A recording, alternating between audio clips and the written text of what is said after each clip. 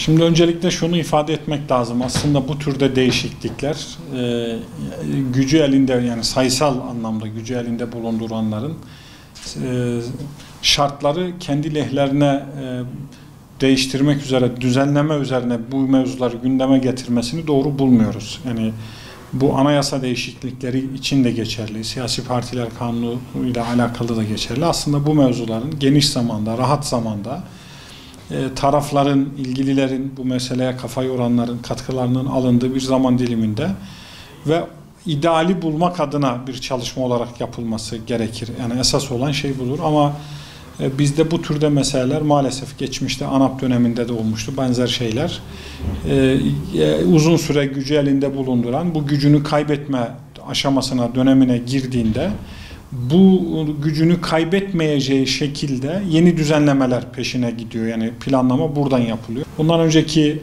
Cumhurbaşkanlığı seçim sürecinde de anayasa değişikliği yapıldığında, anayasa değişikliği yapıldı, bir sistem değişikliğine gidildi. Artık parlamenter sistem değil, bir başkanlık sistemi var. O zaman bu sisteme göre de siyasi partiler kanununun meclis iç tüzüğünün yeniden revize edilmesi gerekir.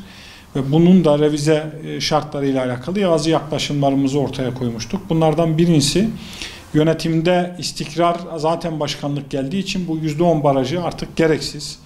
Burada tamamen temsilde adaleti yakalamak açısından bir sistemin yeniden dizayn edilmesi gerekir. Barajı tamamen tasfiye edip, barajı kaldırıp parlamentoda siyasi partilerin aldıkları oya göre, yani bir vekili çıkarma oyu yakalamışlarsa o oranda temsil edilmesine imkan tanımak lazım. 1970'lerde siyasi partilerin bir paralı bir gücün kontrolüne girmesini engellemek için bunların devlet tarafından, hazine tarafından desteklenmesi kanaatiyle siyasi partilere hazine yardımı kararı alınmış.